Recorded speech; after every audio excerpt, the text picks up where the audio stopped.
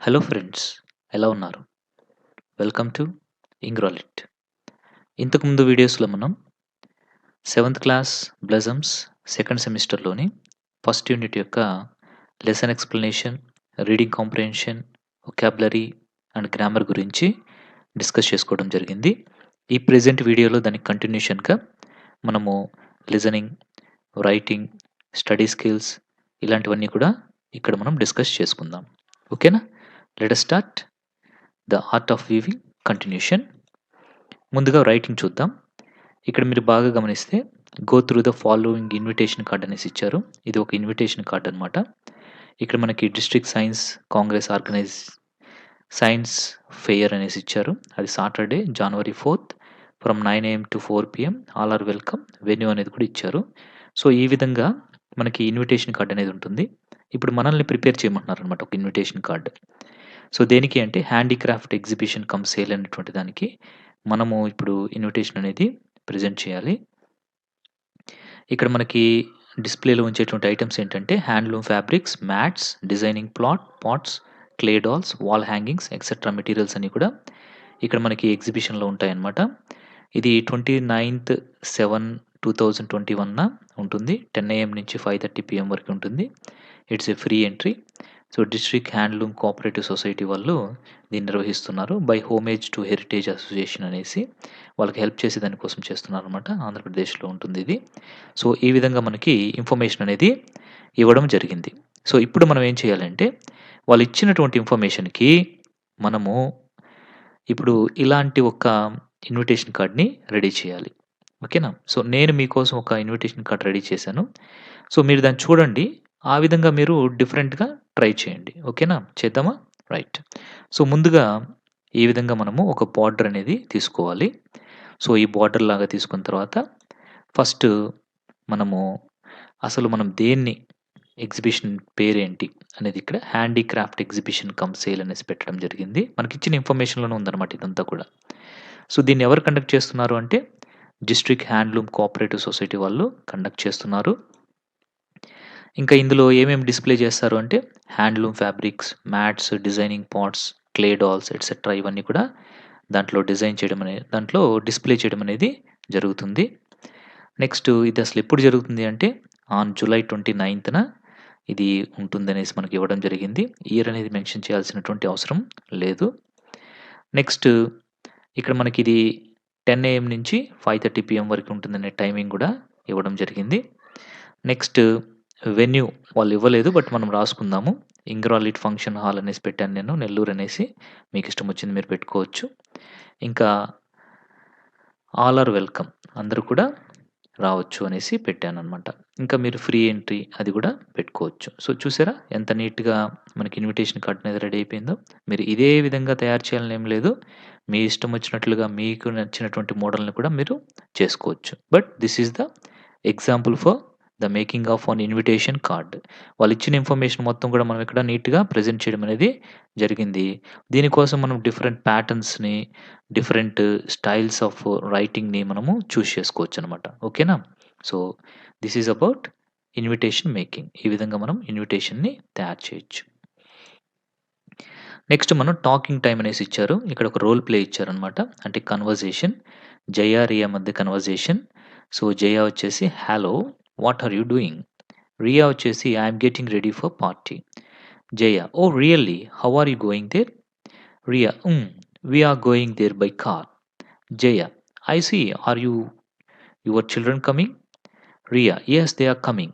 Jaya I am also planning to bring my children. Ria oh very nice, meet you there, bye. So ఈ విధంగా జయ, రియా ఇద్దరు కూడా పార్టీకి వెళ్తూ వాళ్ళ పిల్లలు కూడా వస్తున్నారా లేదా అని తెలుసుకొని ఇన్ఫర్మేషన్ అలాగే చిన్న కన్వర్జేషన్ అనమాట. ఒక రోల్ ప్లే ఇది. ఈ విధంగా మీరు కూడా చక్కగా మాట్లాడుకుంటూ ఉంటే మీకు కూడా బాగా ఇంగ్లీష్ అనేది వస్తుందన్నమాట. ఇప్పుడు లాంగ్వేజ్ ఫంక్షన్స్ చూద్దాం. ఇక్కడ మనకి ఒక కన్వర్జేషన్ అనేది ఇచ్చారు. 2 ఫ్రెండ్స్ అనమాట. క్లాస్ రూమ్‌లో మాట్లాడుకుంటున్నారు. రహీం, శ్యామ్ అనేటువంటి వాళ్ళు మాట్లాడుకుంటున్నారు. ముందుగా Rahim good morning Shyam. Are you searching for something? దానికి శ్యామ్ ఏమంటున్నాడంటే you are right. I'm searching for my English notebook. దానికి Rahim you gave it to your English teacher yesterday didn't you? Shyam, oh my goodness, you have also given your notes, haven't you? Rahim, yes, Bobby has given my notes to the teacher, hasn't he? Shyam, okay, we shall collect them from our teacher, shan't we? ఇక్కడి నుంచి మీరు బాగా గమనించండి. Didn't you, haven't you, hasn't he, shan't we ఇవన్నీ కూడా ఏంటి అంటే, వీటన్నిటిని మనం ఏమంటాము అంటే క్వెషన్ ట్యాగ్స్ అనేసి అంటాం. అంటే ఒక స్టేట్మెంట్ సెంటెన్స్‌కి కానీ, లేదా ఒక ఇంపరేటివ్ సెంటెన్స్‌కి కానీ ఎండింగ్‌లో ఈ విధంగా మనము యూజ్ చేస్తాం. ఎందుకోసం వీటిని యూజ్ చేస్తాము అంటే టు గెట్ ద కన్ఫర్మేషన్. ఈ ట్యాగ్ క్వెషన్స్ అనేటువంటివి మనం ఎందుకు యూజ్ చేస్తాము అంటే కన్ఫర్మేషన్ కోసం మనం వీటిని యూజ్ చేయడం అనేది జరుగుతుంది. ఈ క్వెషన్ ట్యాగ్స్ పైన కూడా మన ఛానల్‌లో ఇంగ్రాలిడ్ ఛానల్‌లో సో, వీడియో అనేది చేయడం జరిగింది. ఒక 2, 3 పార్ట్స్‌గా ఉంటుంది ఆ వీడియో అనేది. చూడండి. మీకు చాలా క్లియర్‌గా అర్థమవుతుంది. కాబట్టి ఈ క్వెషన్ ట్యాగ్స్ కానీ లేదా ఇంకా మీకు ఏదైతే గ్రామర్ టాపిక్స్ వస్తూ ఉంటాయో ఈ లెసన్స్‌లో వాటిని మీరు ఇంకా డీటెయిల్డ్‌గా నేర్చుకోవాలంటే మన ఛానల్‌లోనే ప్లే లిస్ట్‌లో కంప్లీట్ ఇంగ్లీష్ గ్రామర్ అనేసి ఒక ఫోల్డర్ ఉంటుంది. ఆ ప్లే లిస్ట్‌లోకెళ్ళేసి కంప్లీట్ ఇంగ్లీష్ గ్రామర్ చాలా చివరన ఫస్ట్‌లో కింద ఉంటుందనమాట. దాన్ని సెలెక్ట్ చేసుకొని చూస్తే మీకు ఇవన్నీ కూడా వస్తాయన్నమాట. ఓకేనా? Right.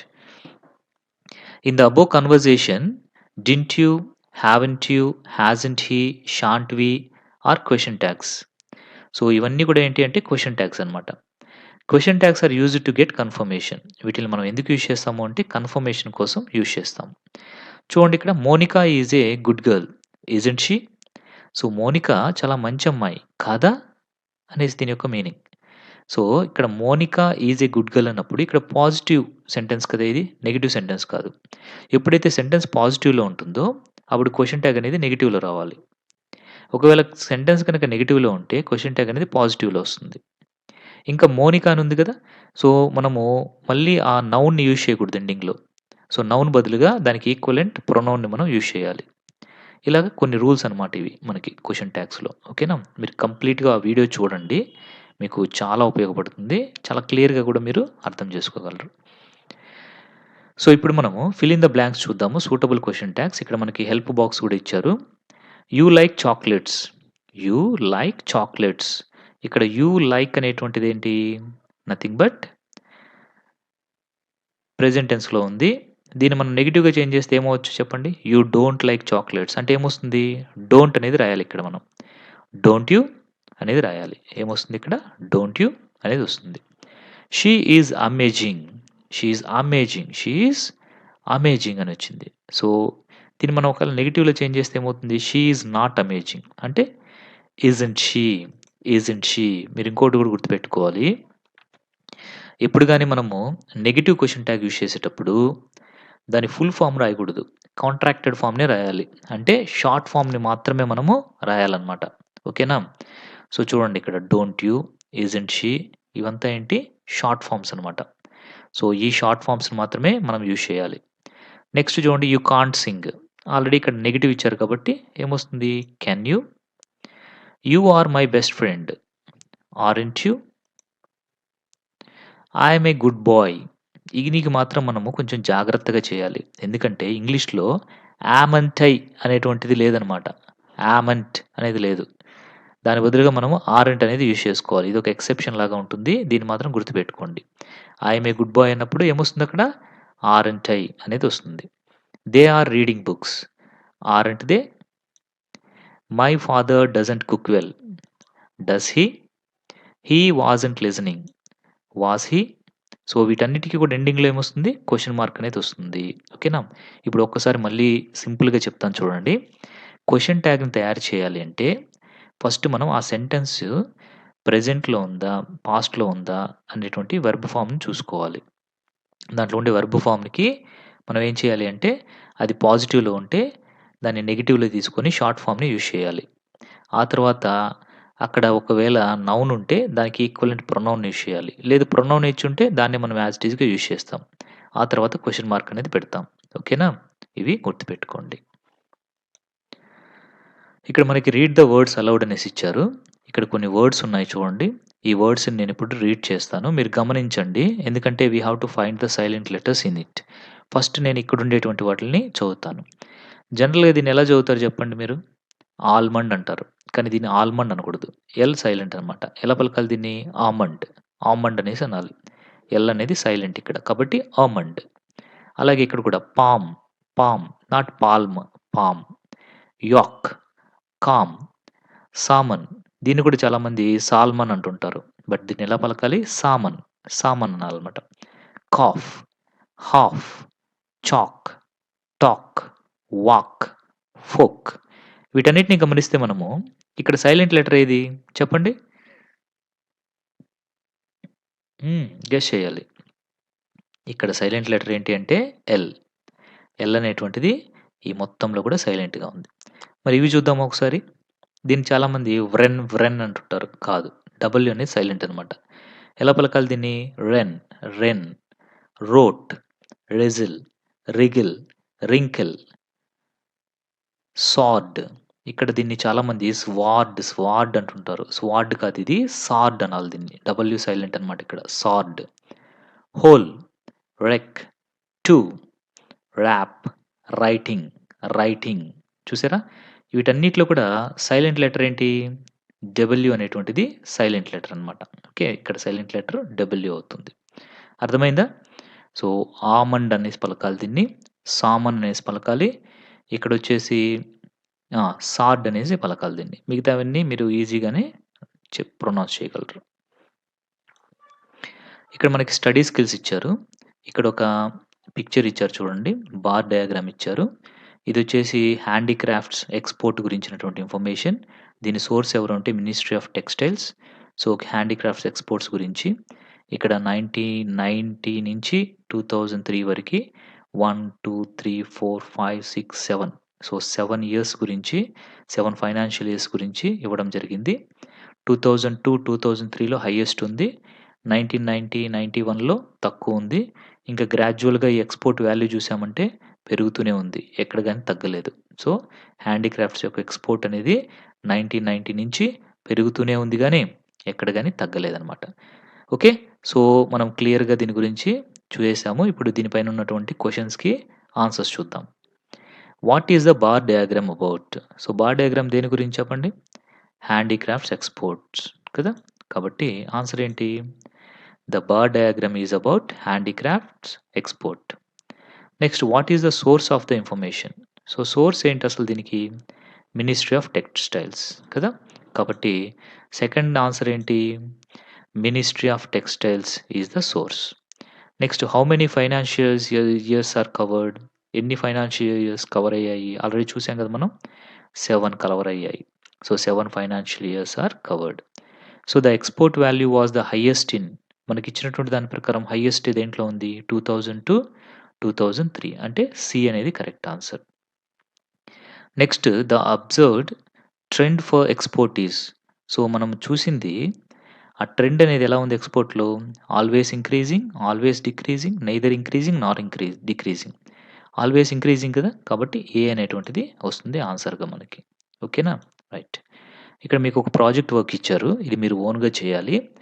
Design and advertisement for a cloth showroom అనేసి చెప్పారు. క్లాత్ షోరూమ్‌కి ఒక అడ్వర్టైజ్‌మెంట్ మీరు డిజైన్ చేయాలి. దాంట్లో డీటెయిల్స్ అనేటువంటివి name of the shop, address and contact number, sales office, item sold, tag line అనేసి ఇచ్చారు. మనం ఇంతకుముందు ఇన్విటేషన్ చేసాం చూసారా? సో, అలాగే చేయొచ్చు. కాకపోతే దీన్ని ఒక అడ్వర్టైజ్‌మెంట్ లాగా మీరు చేసుకోవచ్చనమాట. ఓకేనా? సో, ఆల్ ఆర్ వెల్కమ్ అంటే డేటు, టైము ఇట్లాంటివి కాదు కానీ, ఇక్కడ మీరు క్లాత్ షోరూమ్‌కి జస్ట్ దాన్ని పబ్లిసిటీ ఇచ్చేలాగా ఆ విధంగానే మనం తయారు చేసుకోవచ్చు. ఈ డీటెయిల్స్ తోటి. మీరు తయారు చేసుకోండి ప్రాజెక్ట్ వర్క్ అనేది. ఓకేనా? ఇక్కడ ఒక ఫన్ టైమ్ ఇచ్చారు.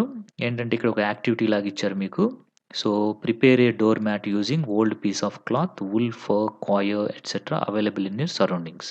సో, మీ ఇంట్లో ఉన్నటువంటి వస్తువులను తీసుకొని మీరు డోర్ మ్యాట్‌ని తయారు చేయండి అనేసి ఇక్కడ ఒక చిన్న ఫన్ యాక్టివిటీ ఇచ్చారు. ఇది మీరు చేసుకోవాలి. ఇక్కడ లాంగ్వేజ్ గేమ్ అనేసి ఇచ్చారు చూడండి. ఇక్కడ fill in the blanks with suitable spellings one is done for you అనేసి ఇచ్చారు. ఇక్కడ ఒకటి మాత్రము ఇచ్చారు. అంటే ఇక్కడ క్లూ ఇచ్చారు. దానికి సంబంధించి ఇక్కడ మనం బ్లాంక్స్ అనేవి ఫిల్ చేయాలి. ఇక్కడ క్రియేటివ్ వర్క్ స్కిల్ అనేసి ఇచ్చారు. అంటే ఆర్ట్ అనమాట. ఆర్ట్ అంటే creative work or skill. Portion or piece ఏమవుతుంది? పోర్షన్ లేదా పీస్‌ని పార్ట్ అంటాం కదా!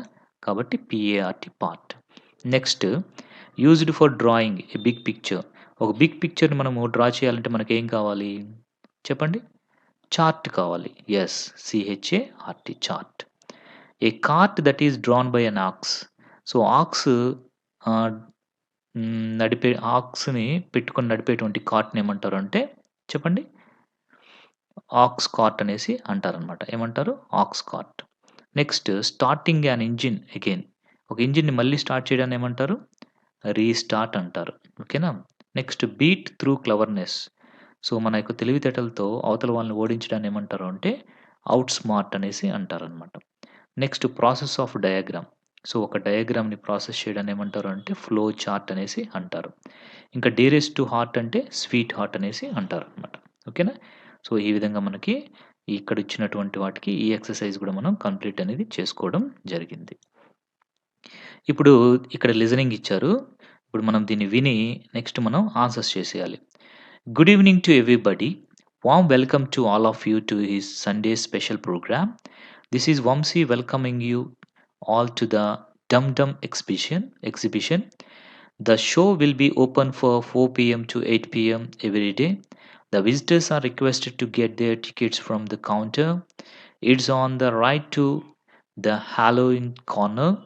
Each ticket costs 50 and a family ticket is 200. There is a refreshment stall opposite to the ticket counter. We have some special attractions: a motorcyclist in the wheel, a giant wheel, performing parrots, shooting galleries, many handicrafts art, and handloom fabrics. The show will run only for 4 more days. Request all your friends and relatives to visit this exhibition without fail. So, విన్నారు కదా చక్కగా. ఇప్పుడు answer చేసేద్దామా? Yes. Name of the exhibition ఏంటది? Dum dum exhibition కదా! Dum dum exhibition. Name of the announcer తను ఏమని చెప్పుకున్నాడు చెప్పండి? వంశీ కదా! యెస్. వంశీ అనేసి చెప్పుకున్నాడు. ఇక్కడ ఓపెన్ వచ్చేసి 4 పీఎం టు 8 పీఎం అన్నారు. Duration on each day 4 PM to 8 PM అంటే ఎన్ని అవర్స్ వస్తుంది? 4 అవర్స్ కదా! 5, 6, 7, 8 4 hours. A 5 member family is likely to be attracted to buy a family ticket. ఎంత దాని కాస్ట్? 200 కదా! యెస్. 200 రూపీస్. స్పెషల్ అట్రాక్షన్స్ ఏంటి?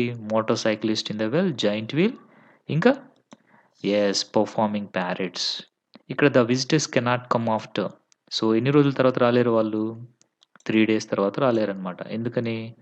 Already 4 days అన్నాడు. బట్ ఆ రోజు ఒక రోజు అయిపోతుంది కాబట్టి 3 డేస్ తర్వాత అది క్లోజ్ అయిపోతుంది. ఓకేనా? సో, ఈ ఎక్సర్సైజ్ కూడా మనం కంప్లీట్ చేసేసుకుందాం.